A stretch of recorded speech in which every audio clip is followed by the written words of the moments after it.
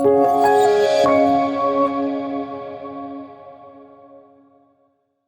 everyone. Welcome to today's event, a conversation with Jake Siewert of Goldman Sachs and Warburg Pincus. I'm Leigh Farris, Global Head of Corporate Communications at Carlyle, and eager to introduce our speaker today, though I'm not sure he needs much introduction, but here goes.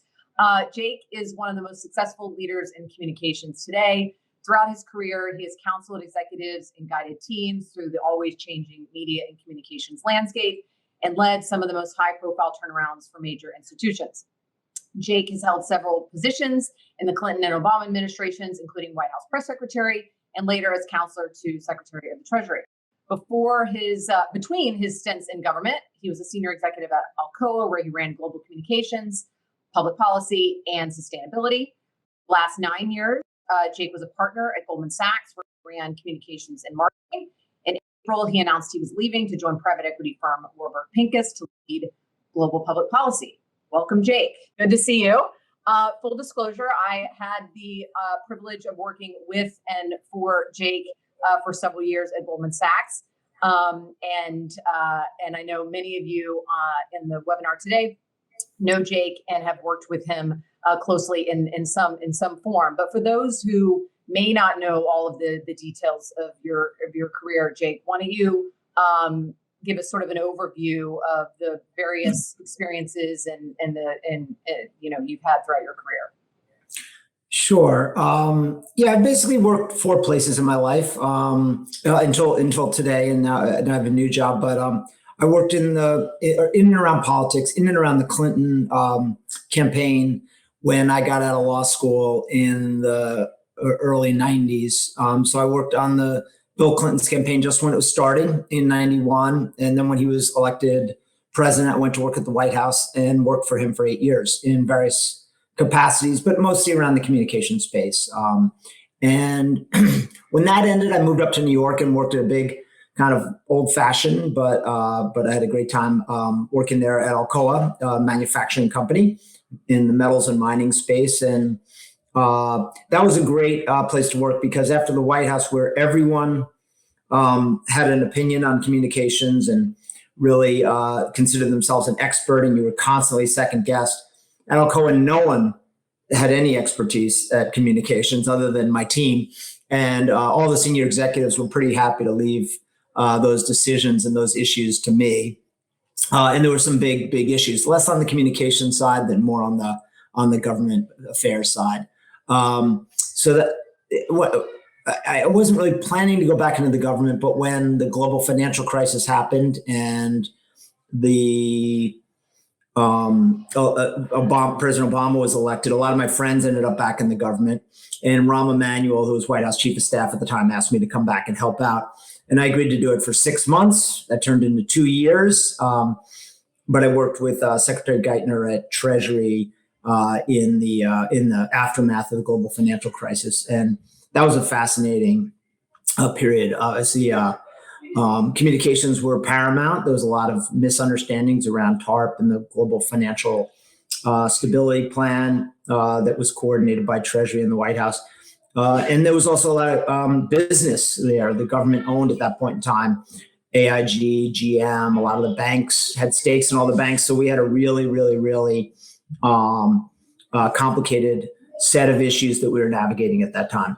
When I left Treasury after 2 years, I was pretty wide open on what I would do next, but Goldman Sachs was in a particularly difficult bind in the wake of the global financial crisis, and I ended up signing up there, thinking again I might do a couple of years, maybe helping turn the reputation there around. But I loved the work there, and it was really, really interesting.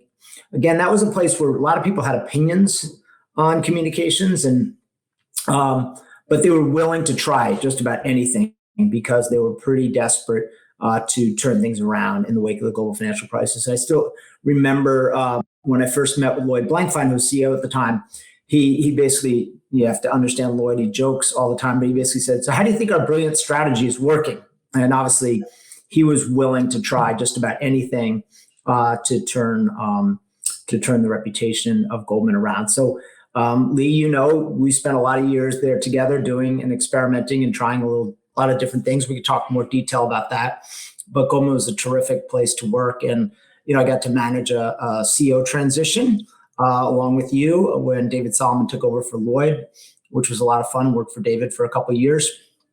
And we can talk more about this, but at a certain point, I've never really survived anywhere more than 8 or 9 years. And I left Goldman earlier this year, and I'm now at Warburg Pincus, where I'm kind of helping their portfolio companies. They own 200 companies with their reputational issues and public policy issues. So that, in short, is my career. So there's lots we'll go into, at the various companies, including now at Warburg, because it's interesting. At private equity firms, obviously, you're responsible for the firm, but then also the hundreds of portfolio companies that you own. So taking a step back, you talked about the varying levels of engagement and education around comms throughout your career. So you've had this seat at some of the highest profile, in some of the highest profile places as the, arguably the communications function and the role of communications, the value of communications has really changed. And so what are the biggest changes that you've seen in the overall landscape as you've navigated these various companies? And it sounds like some folks were more in tune to the value of communications than others. Yeah, I think that's fair to say. I think what's really changed dramatically in the business world is that I think communications is now front and center on the minds of all business leaders. And they may not think of it as communications; they may think of it as their brand or their reputation. But that is.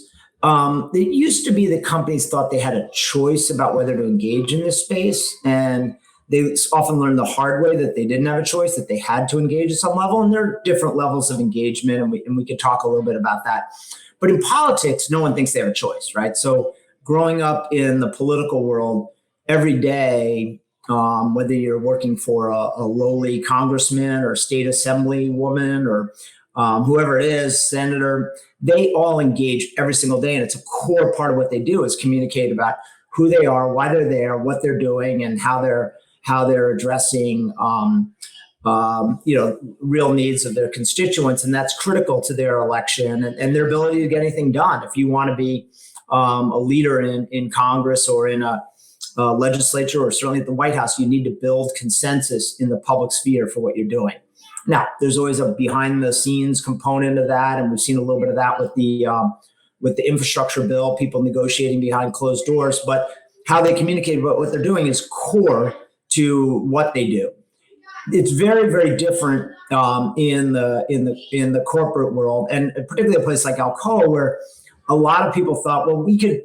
When I got there, I literally sat in a debate where there was a question around whether we should say anything at all ever, or whether we should go back to Alcoa used to advertise during the NFL games and the Super Bowl, whether we ought to do that.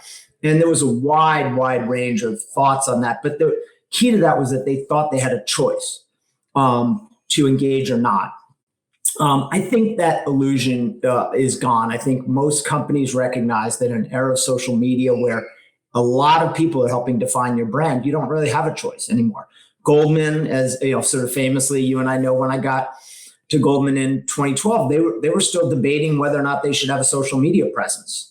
And if you went on Twitter at that time, the brand was actually owned by really owned by a fake account, which was called Goldman Sachs or GS Elevator, where someone claimed to be reporting what they overheard in the elevator. It wasn't very serious, but that was really the voice of Goldman Sachs on Twitter. The person who ran that account had 500,000 followers and Goldman had none. So we were sort of living under the illusion that engagement in social media, engagement in with the media was an option. And I think what's really changed that most companies have recognized that they have no option but to engage. And so that's put people in our roles front and center for a lot of different companies.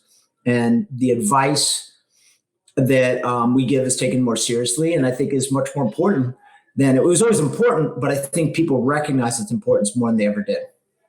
Yeah, is there anything more specific around all of these changes with how comms is perceived, how you interact with the media? What do all of those changes mean for communications folks at all levels today? Well, I think the biggest change is that you don't have an option but to engage. But then when you decide to engage, you have a lot of options about how to do it, right? So when I started at the White House, it feels like eons ago, but there was really only one way to reach the public, which was through the media. And you could go on with the evening news, the weekend shows, cable news, which was still pretty new. CNN was around, Fox was not yet, MSNBC was not yet. So there were basically, and then you had the print publications, the sort of the New York Timeses and the Wall Street Journals of the world, and the NPRs in radio. There were really a handful, and you saw them they all showed up in the briefing room at the White House every day and asked questions. But it was a couple dozen people that really decided what the people in the United States heard in the world, really, from the White House. So it was all mediated through them. And the most direct you could go to people at the time was to do a radio address, which was started, back in I believe the Roosevelt administration. I mean, FDR famously used radio addresses. Bill Clinton used them. And that was direct because it was unmediated.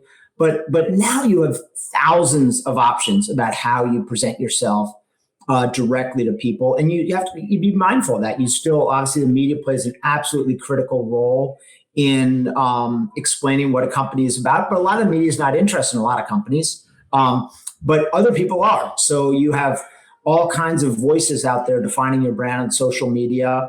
You've got podcasts, you've got lots of different options and places where you have to engage or think about engaging in a way that you just didn't in the past. In the past, you basically worked directly through the major editors and major reporters to get your message out. And today you have lots and lots of different options. So it's a much more complicated matrix than it was when I was starting my career.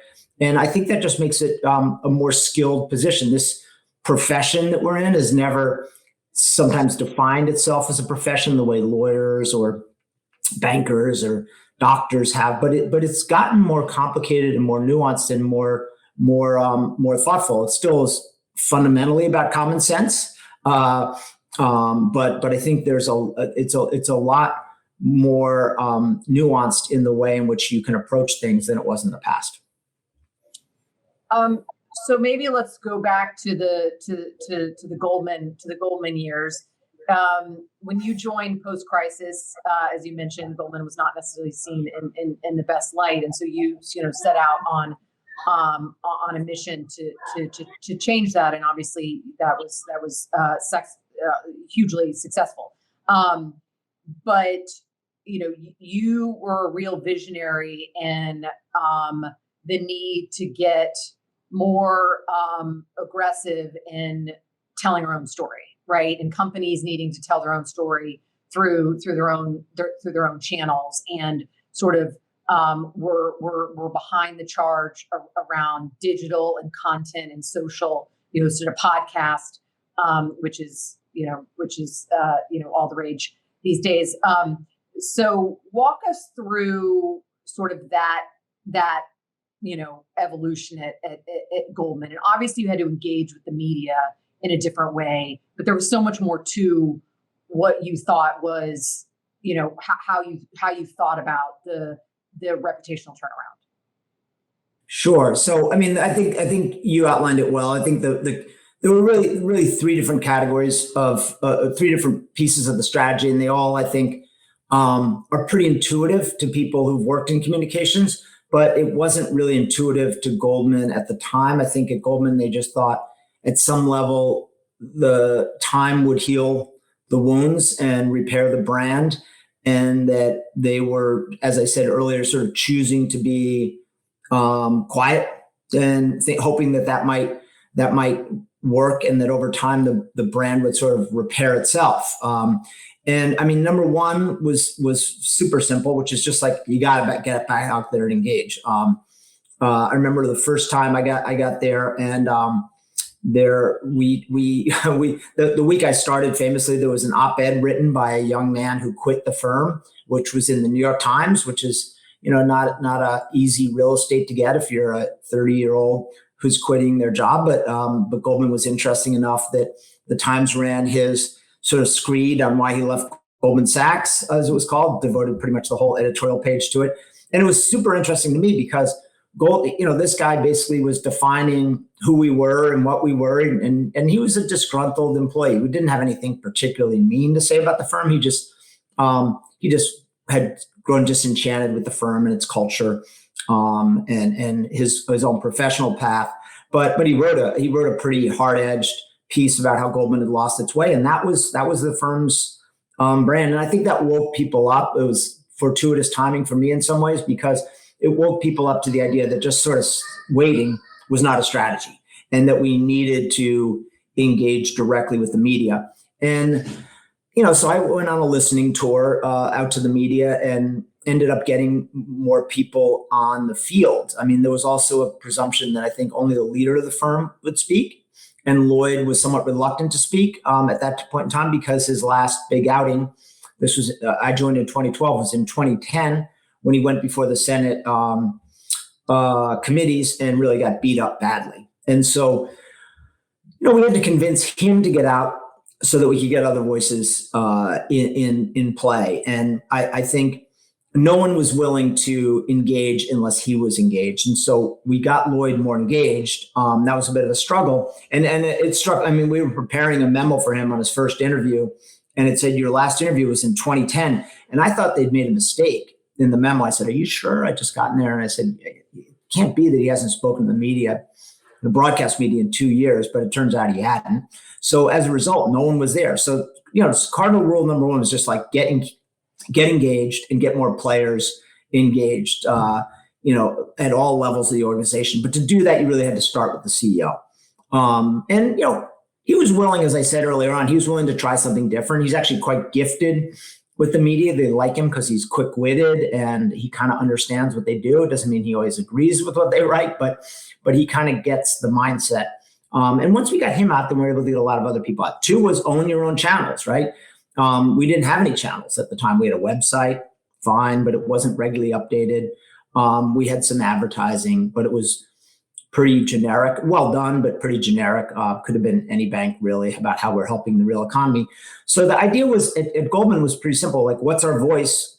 Define yourself. And our voice was, people still thought we were really thoughtful about the world.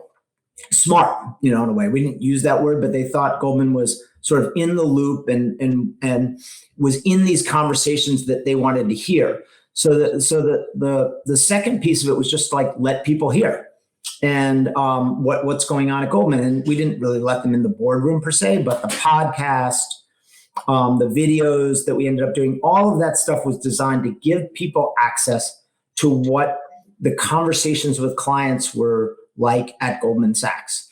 And people are super interested in that, as sort of being let behind the velvet rope and hear a little bit.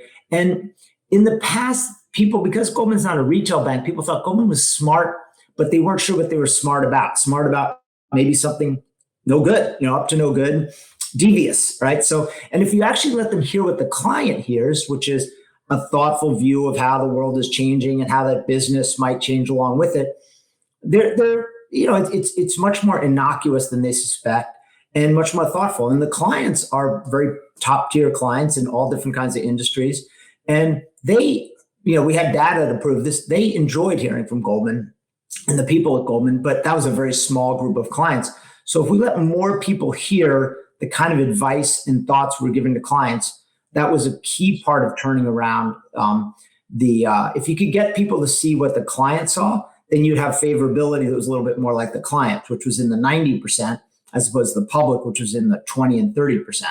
So everything we did around owning our own channels and telling our story was designed to sort of give people a view that we knew was received well by those who were already hearing it. It was just a smaller audience than we needed. And then third was to sort of get more, brand ambassadors, or, at the White House, we would spend a lot of time thinking about, as we roll out a plan, how it was going to be received. And I think this is, and who is going to say what about it? Like, so if you're putting something out around student loans, how are the various groups that care about student loans going to receive it? How are teachers going to receive it? How are parents going to receive it? How are universities going to receive it? How's the media going to receive it? How are Congress people going to receive it? So, but at companies, I think too oftentimes we just think about what we are going to say, and we can control that, so it's easy. But you have to think about how it will land and what you can do to influence the way it lands with people and how they hear it. And so I think the last part of the strategy was just to focus a little bit more on surrogates, which in many cases is our clients. At Goldman Sachs, they had Goldman has a great roster of clients that love the firm. Not everyone loves it equally, but a lot of them really like the firm, or they like the people they deal with the firm. But we had no way of engaging them or putting them in front of an audience. And so one of the things we did there was that a lot of interesting people come in the firm every day, but it's sort of invisible if you're not working there. So one of the things we did, or even if you are working there, sometimes you don't see, you might hear about so-and-so is in the building for their IPO or for a meeting with their banker. But one of the things we did early on was to make those more visible and get people who have good feelings about the firm in front of the public. And so we started a talk series, Talks at GS, which took really prominent people who engaged with the firm and just put them on an audience in front of our employees, talking to the employees. And then we would tape it and broadcast it on YouTube and the like. And those became enormously popular way of showing the kind of clients of the firm. And when those people, if they're willing to be interviewed in front of Goldman Sachs and talk to a Goldman Sachs person, then all of a sudden they're more vested, and that video has a long shelf life. And when Goldman Sachs comes up, their relationship's public with the firm and positive mostly. So then you build a roster of people who are willing to stand up and talk about the firm, talk about their relationship with the firm.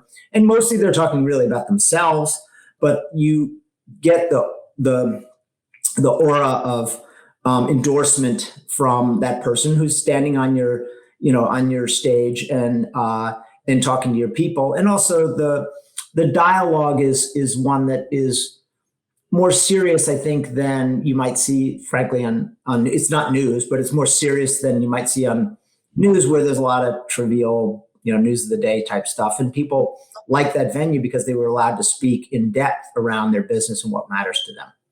So those are the three things, basically, just sort of get people engaged, get people out in the field, own your own channels, develop your own channels, and tell a story that makes sense.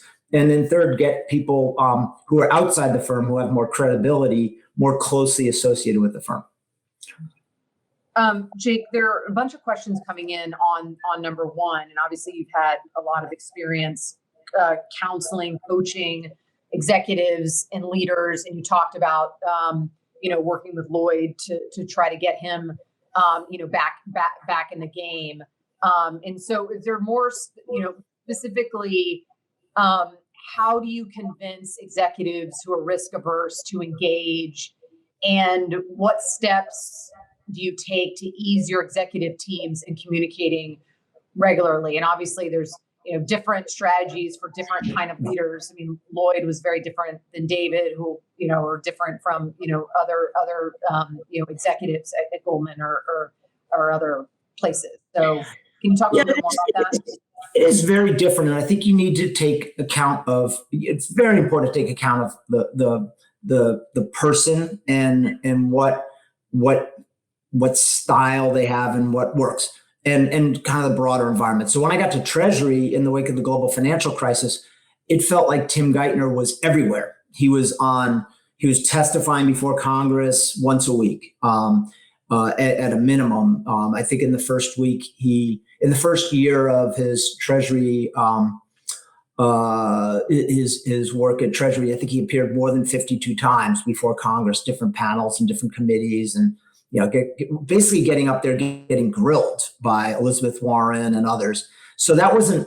He was out too often, and in a way, he was speaking too much. Now, we couldn't totally control that, but I think with him, it was to get him, that obviously is never a comfortable environment in which to communicate, being grilled by members of Congress or oversight panels. So with him, we needed to step back and pull him back a little bit as much as we could and find venues where he could communicate effectively around our plans and what was working. So we actually scaled back and did less high profile things, because he was also, when he gave a speech, people expected big news, and obviously he was in demand to speak all the time. But we really need to scale back and also find venues where he could explain. You can't always explain in a speech exactly what you're doing, but we did a lot more Q&A with him, with the people, some people aren't around anymore, like Charlie Rose and others, but places where a little bit more targeted, and places where he could be more thoughtful and expansive around what was working, and not when he was going out, people had big expectations that he was going to turn the stock market around overnight and things like that. So we needed to pare it back. With Lloyd, they actually, I mentioned that there was a dark period there for 2 years where he didn't do much, but he did do a couple print interviews. And these were, in a way, perfect for him because he engages with reporters like him. But the result was terrible because something he would tell as a joke just came across, terribly in print. And there was no context around it. So that's where the famous comment, God's work, which was a joke that he made to a reporter in London, became like it almost treated as though he were serious, and became, basically just a running joke about the firm and its tone deafness. On TV, live with him, much easier. His humor, if he's sparring with Joe Kernan and Andrew Ross Sorkin and Becky in the morning, it's clear that he's sparring. And with him, I much preferred live broadcast interviews. Would not have done that much with Geithner. We didn't do that much of that with Geithner. But with Lloyd, it's different. So you have to be very cognizant of, like, what's the environment? Are you overexposed? Are you underexposed? What's the right venue for this person given the circumstances? It's very situational. I think podcasts are a great place for those who have CEOs that are a little risk averse. Podcasts are a great place to start out and try things. It's not as scary as broadcast TV. You have a huge choice of speakers and venues and hosts. So you can sort of pick the person and try a little bit. It's relatively low stakes. And that's a good way to get people. I think for a lot of CEOs that didn't grow up doing TV, not like a congresswoman or a congressman, like just getting out on a TV is very scary. And sitting in a room with reporters might not be as scary, but you might not get the exact take and print that you want. Whereas in a podcast, you can tell your own story. And so that, to me, if I'm working with a risk-averse CEO, I try them out in some friendly. And there's a lot of CEOs who have podcasts, right? So you can find CEOs that'll talk peer-to-peer. And obviously there's some broadcast stuff that's a lot friendlier to CEOs too. David Rubenstein's famously, he's sort of the new thoughtful interviewer on broadcast. But you don't have to start there. You could work up to that. So I just think you have a lot more choices today. And there are a lot of places where the risk is pretty low. But you also have to understand, you have to convince your leaders in language they understand. So Lloyd came out of the trading business in Goldman. And, the one point I would make to him over and over is, if you don't take risk in the trading business, you have no upside. And every trader understands that. And it's the same in the marketplace of reputation. If you're not taking on some risk, you're not going to get the upside. And if you just sit around and sort of wait for things to get better, or just assume that someone can do it for you, you're just not going to get the benefit. So now that worked for him. That wouldn't have worked at Alcoa because they didn't believe in risk. So you had to explain it in very different terms there. I won't go through all that, but it does take. You have to sort of understand the language and mindset of your leadership at the business and put it in terms that they'll understand. Yeah, I mean, and that means, comms folks have to, are there other specific steps that communications folks can take to increase their influence and role within an organization. And connected to that, there's a question about, which I'm sure, we've all dealt with, but within that, influencing other, other areas of the company or the firm when you're going through this, like legal and compliance, right? Like, how do you get how do you get the right other folks on your side once you've decided you're going to sort of take a more aggressive approach? Well, I think what you need to do is you don't want to portray what you're doing as solving a communications problem. I think you want to explain, you got to listen very carefully, like what are the business challenges or opportunities that your company or your firm is dealing with, and then explain, I would say in almost every case. Now, there's some cases maybe where the product just doesn't work. Theranos, it's not a communications problem. It was a problem, right? They actually had a good communication strategy. They just didn't have a product that backed it up. But in most cases, a lot of commercial problems, whether it's an inability to recruit, an inability to penetrate a certain market, or to position the brand correctly, are communications issues, right? And so try to understand, don't go out and say we need to do this for the sake of doing it, but explain how you're helping solve one of their key issues. And particularly at Alcoa, where they're a little dense about communications, we're just not interested. What I really need to show them is the reason we can't expand this plant. We had plants that basically printed money. They made a commodity that you could sell for cash, and we couldn't expand that plant because we had an issue in the community, and our engineers at the plant didn't think we had an issue because they had actually solved the issue. There was an issue where there was some that had created a health scare, an environmental scare, and all that, and they had solved it, but they hadn't explained how they'd solved it, and the community didn't believe that they'd solved this problem because they just said, we solved it. And it was one of those cases where you had to show your work, and I had to we had to change some leadership in that business, but really had to explain to the business that it's not enough to just solve the process problem inside the plant. You've got to get out in the world and explain how you've solved it and open yourself up a little bit. And then we can have a consensus. And this was in a part of the world in Western Australia that's actually pro-mining, pro-business, and typically wants to say yes, but we needed to get out there and explain what we've done and build a consensus around going forward. And so, different companies have very different challenges, but it oftentimes has a communications element. And I think too many communicators just come in and say, "Oh, we've got to go do interviews, or we got to go do this, or we got to get our without explaining what commercial problem it's addressing." And you don't want to oversell it oftentimes, but I do think you got to listen very carefully to what's really on their minds, what's really bothering them, and explain how you can be part of the solution. What for the audience? There's some questions that have come in. Obviously you've had leadership roles in financial communications and corporate communications, and more broadly marketing and digital marketing.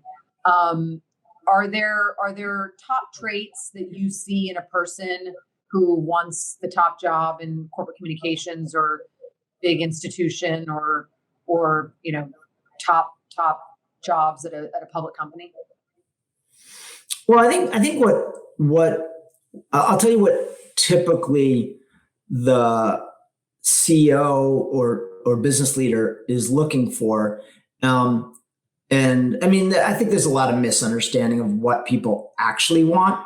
I think what inhibits some people from getting to the next stage, to being that top leader, is just an inability to stand up to leadership and sort of tell them what they don't want to hear. And I think that's the hardest part of the job. But there are lots of nice, polite ways to do it. In the White House, you had no choice. You get beat up on an issue and you really realize we don't have a good answer to this issue. You've got to go to the president or the chief of staff or whomever and say, we need this answer that we have does not work.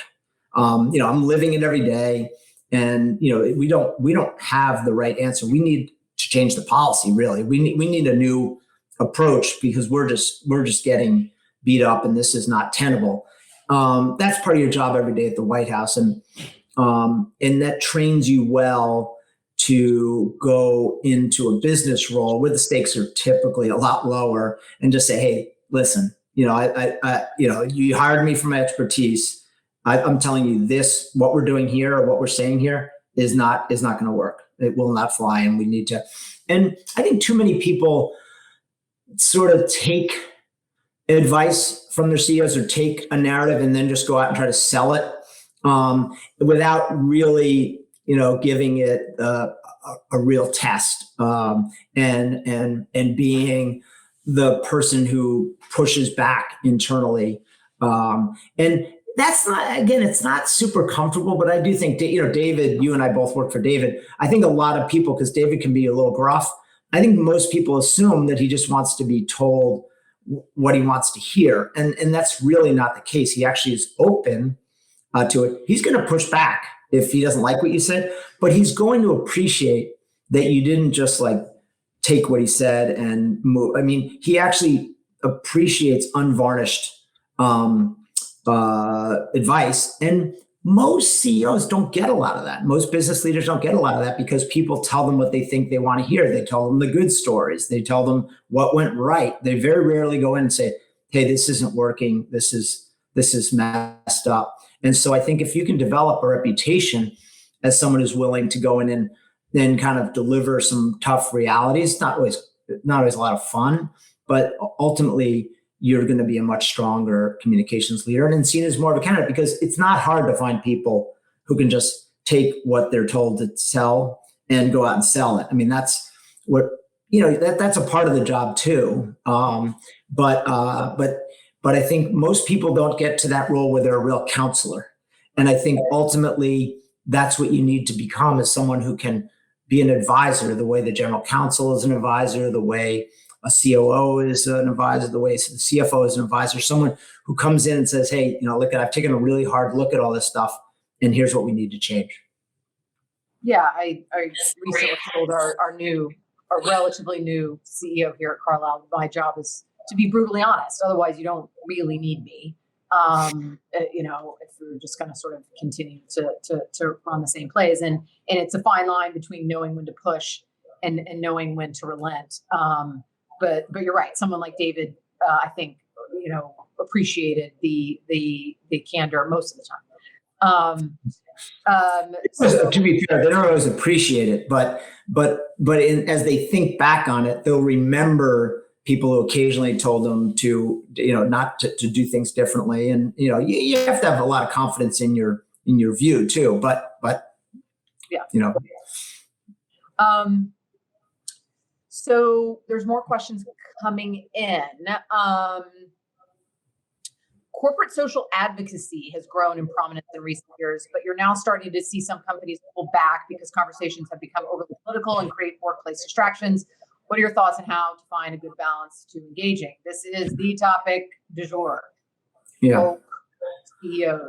I think this is, I think people have to, this is a tricky one, because I think a lot of companies are responding to an employee base that wants the company to be thoughtful and out front on some issues, but they might have a very different customer base. And in the case of Goldman, we get we have a lot of push from the employees to be outspoken, because Goldman's a prominent name, and when we advocated for something, it was typically, it got attention. And so Lloyd, somewhat famously, was one of the early corporate leaders out on the issue of marriage equality. And he thought long and hard about whether to weigh in on that. He had his views. He was on what I consider the right side of the issue, was pushing really hard for that. But the question whether he publicly engaged, he was trying to decide whether it made sense, given what his employees wanted. And it was a really, really big issue for many employees, particularly as they moved around the world and lived in places where it was harder to get married, or whether your partner wasn't treated as well if you weren't married. And so he stood up and spoke out on that issue when very few corporate leaders had. But I think you have to make you have to be really thoughtful about. Obviously, a lot of CEOs have strong personal views on topics, but I think you need to think long and hard about whether it really makes sense for you, given your employee base, given your customers, to have a voice on these issues. I think there will be increasing expectations that that people weigh in on a whole range of issues, but it's not critical for CEOs to have views on all of them, right? And I think I think the NFL is probably the perfect case study in some ways, because they were caught between owners who are some owners who are pretty conservative on some issues, and then players who had very different issues on some of the racial issues that were ricocheting around the league. And I think they kind of went with the owners, and I think that was a bit of a mistake. But for a long time they just equivocated and sort of tried to make the issue go away. You need to be thoughtful about how and when you weigh in. But if you can't just stand back and that was an issue where they clearly had with Kaepernick and others. They clearly had to weigh in, right?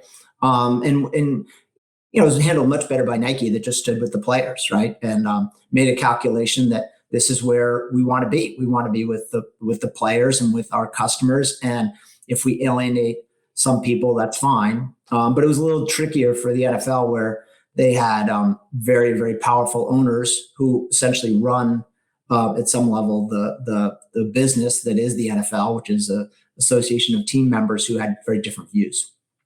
Yeah, and obviously there's a lot of CEOs, we're thinking about it in the way, like, where can you really make a difference, and where can you really influence? You can't possibly make a difference. Maybe the big, huge public company CEOs, but you can't really make a difference on every single issue. So to your point, providing a personal opinion is fine, but you doing it through the lens of where can you really make a difference, and where it matters to the stakeholders that you talked about, Jake. Are there CEOs or other leaders who you think are doing really well, on this today? I mean, it changes today, but yeah. I mean, I think on the one end you have like Jamie Dimon, who, if you read his annual letter, it's like a State of the Union. Now he keeps it mostly to business, right, which is the core, and financial regulation and kind of macroeconomic stuff. But he's weighing in on a kind of like on a whole range of issues, the way like an economic advisor, the president, would. And I think that suits him.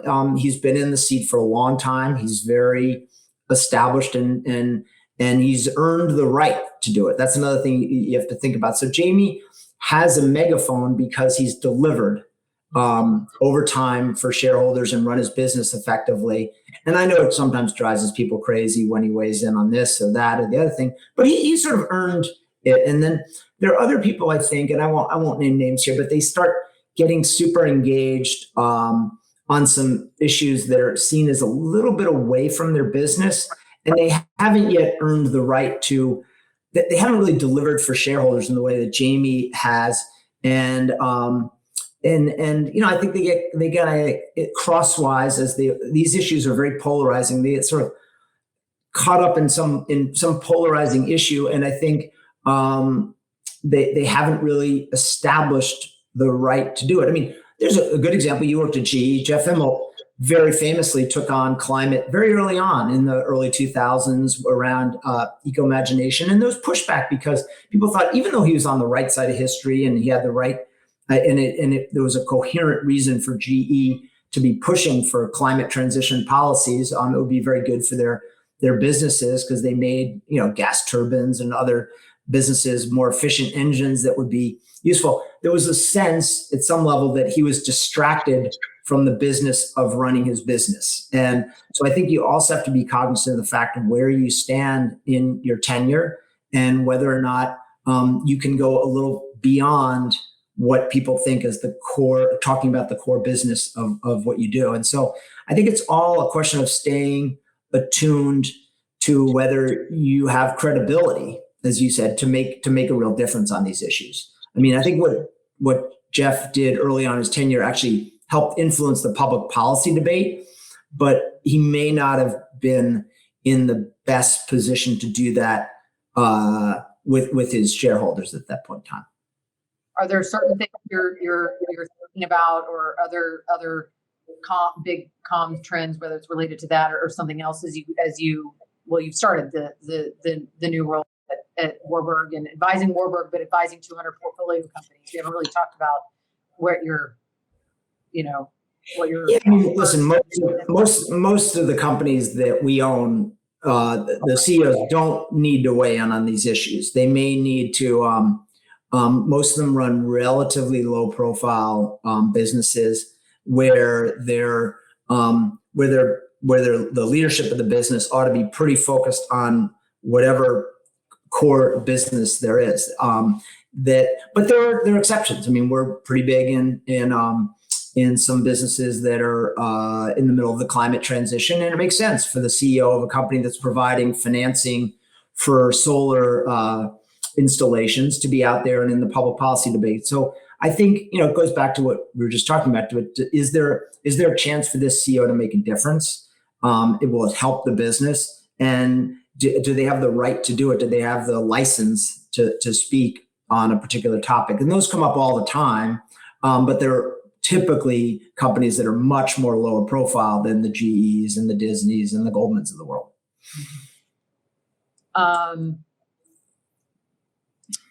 A question from the UK, which you probably have good perspective on. I work for the UK's Economic Development Banks. We are a government organization operating in the private sector. What's your advice on having an opinion in a political environment when politicians do not want us to have it?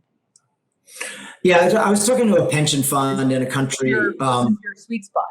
Yeah. No, I was talking I think it's very important to understand where, given the role that you're, when you're in these quasi-governmental organizations, think about like your typical state pension fund or a super fund in Australia or something.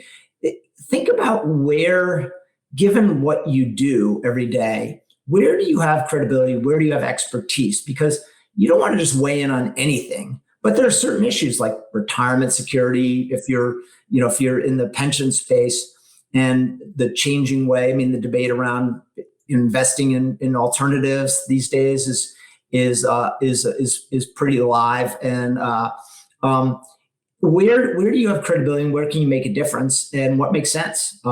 Because politicians don't want if you're in a kind of like quasi-governmental space, they don't want you mouthing off on every issue that comes up. It's not a political job per se, but there may be places that are very closely aligned to your mission and where you can have an influence on the debate that makes sense, and then stick to that. I mean, the other critical mistake I think that a lot of, as we talk about this, some CEOs make is they think people want to hear about them on everything, and they just don't focus enough on what they're saying.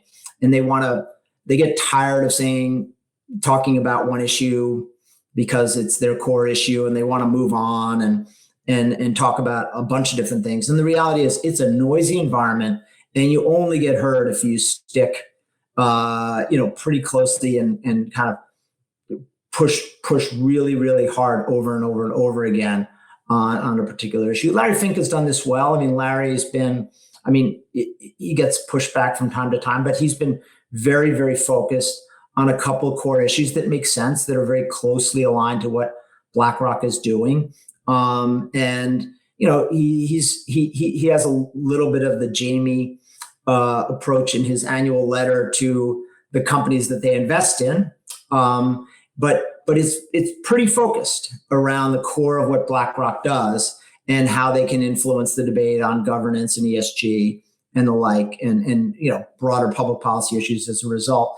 That's an effective strategy. But if he's weighing in on every issue that comes up under the sun, then all of a sudden his voice is diffused and not heard.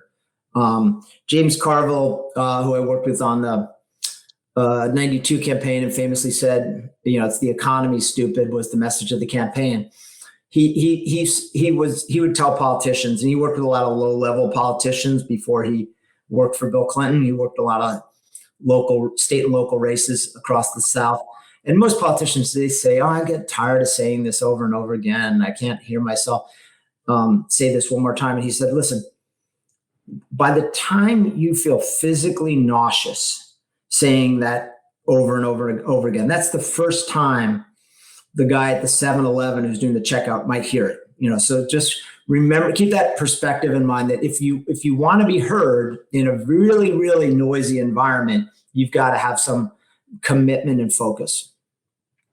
So we're coming up against time. So one last question: best advice for those tuned in on growing your careers? Are there big trends to watch out for? What's the best piece of advice from Jake Siewert?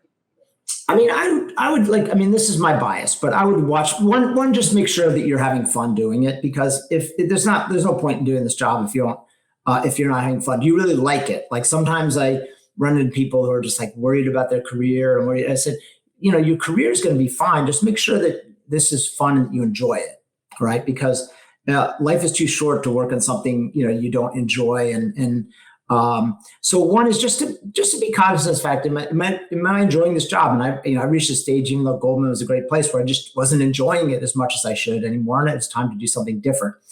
So keep that question in the back of your mind. And then practical advice: watch politicians. And it was my bias as someone who grew up around a pretty cutting edge political campaign.